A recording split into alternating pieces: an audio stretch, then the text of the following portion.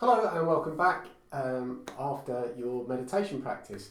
So in this video we're going to be looking at the meditation practice, the self-hypnosis guided visualization session, and look to some of the techniques that I was using in there to provide you with some more information on how it actually works, why it works, what it was I was looking to achieve and get across to you in that practice. So just a quick reminder, as I say at the beginning of every video, this is for information and educational purposes only, and it can't be a replacement for traditional one-to-one therapy. But it is with my firm belief and understanding that a large part of the therapy journey is understanding how the mind works, and psychology and the tools that arise from understanding that psychology.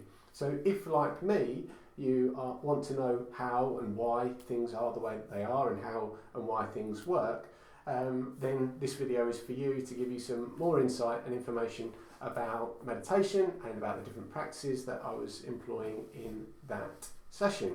So let's get into it. Understanding the meditation practice. If, like me, you want to understand the theory, then you are in the right place. So during that session, the first thing that I asked you to do was to breathe in and out rhythmically. And what I was hoping to achieve for you there was a state that's called coherent breathing. That's where we take longer, more intentional, deeper and rhythmic breathing into the count of 5 and out to the count of 5.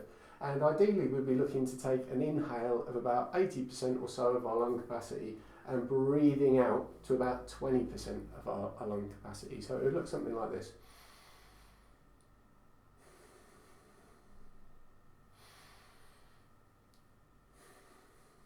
And we repeat that pattern for a few minutes, maybe up to 10 minutes. And that technique on its own, coherent breathing, is something that's being really studied in terms of the effect that it has on our entire nervous system. It can improve something called HRV, our heart rate variability. You may be aware of our heart rate being, say, 70 beats a minute up to 80 beats a minute, or if we're rested it may be lower.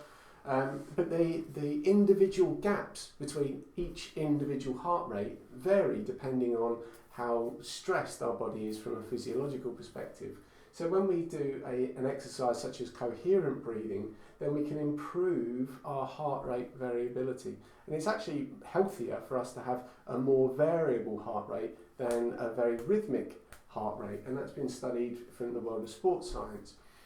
In the stress section of the app, I'll show you various different tools and technology that you can use nowadays, largely for free in many cases, to measure your heart rate variability and the different factors that are being measured there, and to understand the operating system, the operating mode of your nervous system at any given point. And that can provide real detailed insight into what is actually going on within you at a physiological nervous system level, to help you to understand your own experience of stress and also anxiety.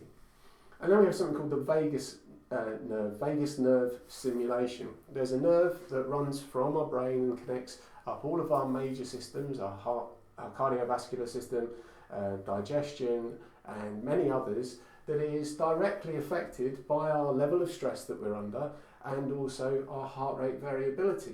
So in undertaking a coherent breathing exercise, we can actually stimulate the vagus nerve, which is known to be a very, very crucial and key part of our fight or flight response.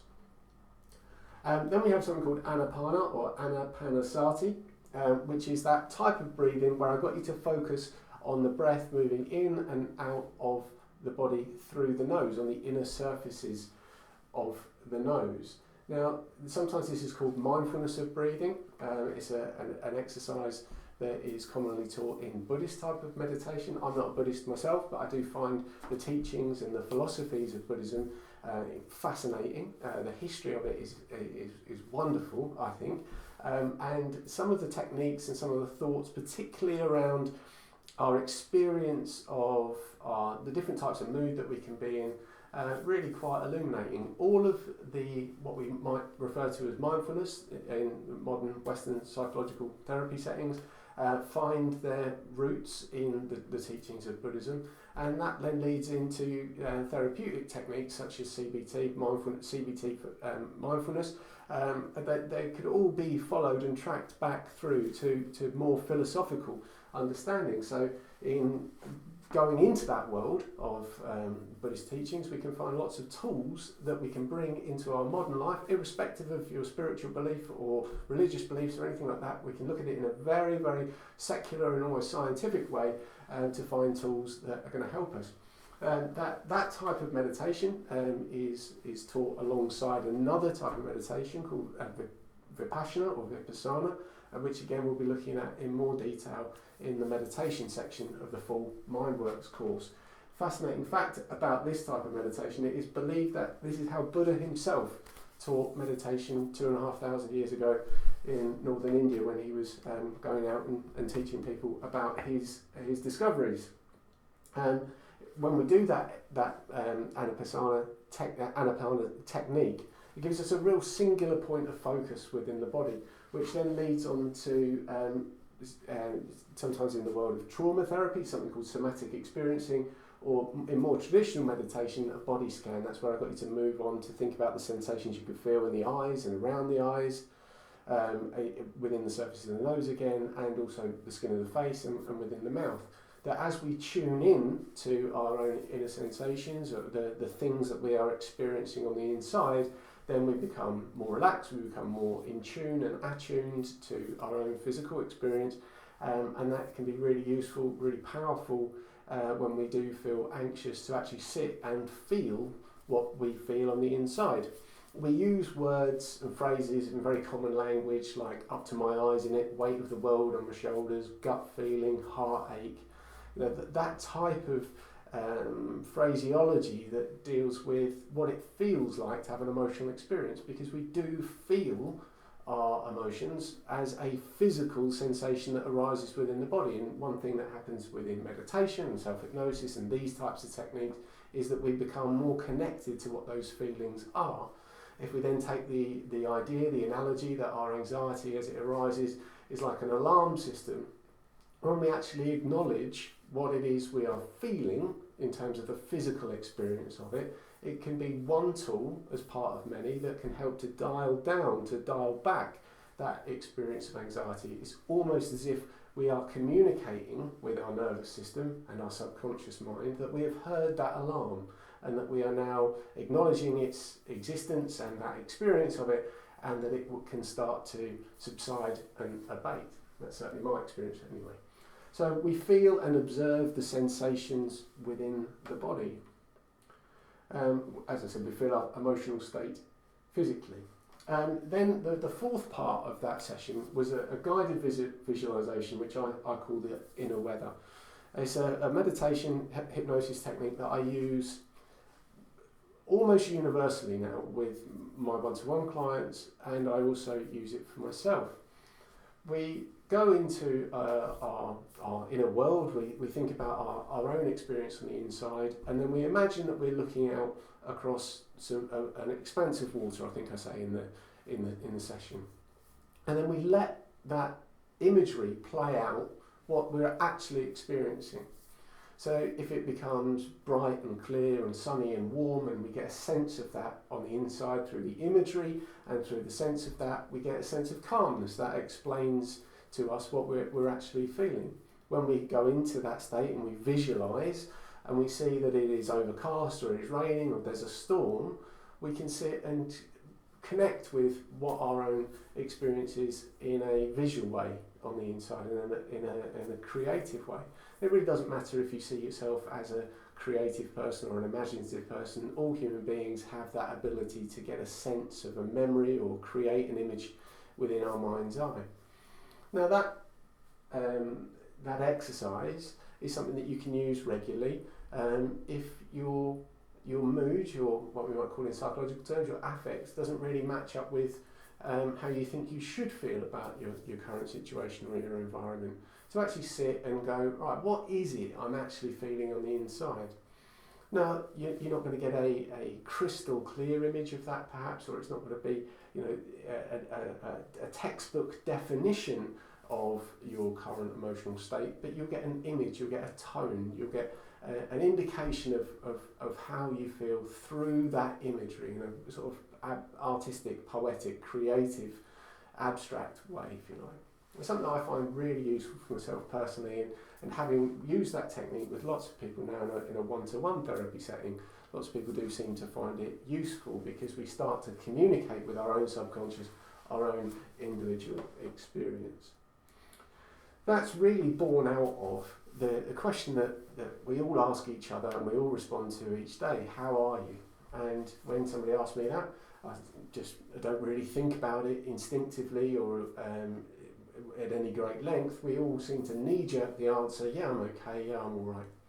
With that inner weather visualization, we can have that conversation with ourselves very openly. How am I actually doing? What is my actual emotional experience right now? When we go in and we see that, and we look at it, it may be that we don't like what we find. We may find that there is a huge storm raging and there's waves crashing, but at least we know. And like all weather, it isn't a permanent state. All of our emotions are constantly in a state of flux. And if you were to sit with that imagery, that guided visualization, and just simply watch that weather as you relax into it, you remain sort of with it, you'll find that it will just naturally start to pass. And that's my hope anyway.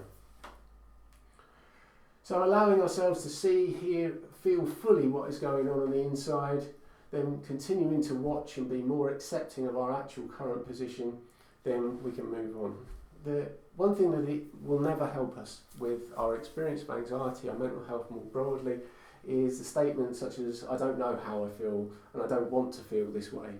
The first part, and I'll talk about this more throughout the course and the things I put out there, the first step in our recovery from mental health challenges is accepting the start place.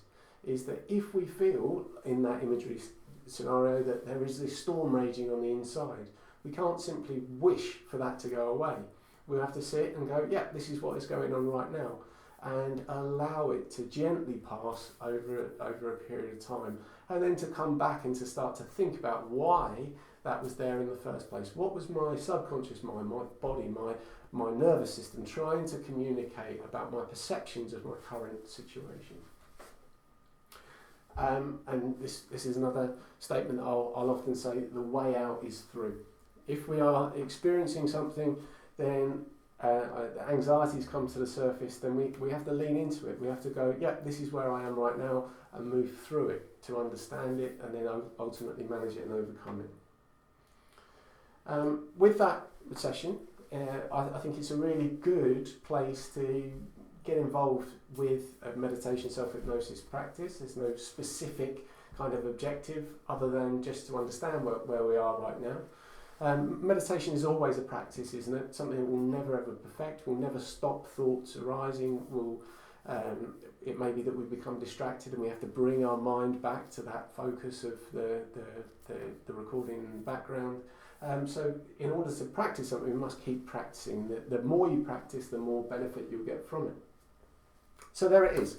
That's an overview of what I was trying to get across in that guided hypnosis meditation session from a theoretical perspective. I know many people are interested in why things are the way that they are and how they work. And as the course develops, I'll talk to you more about the different types of meditation techniques as I see them, different ways in which we can enter into that inner world state and that we can use it in a really powerful way in order to help us move forward with our lives in terms of anxiety.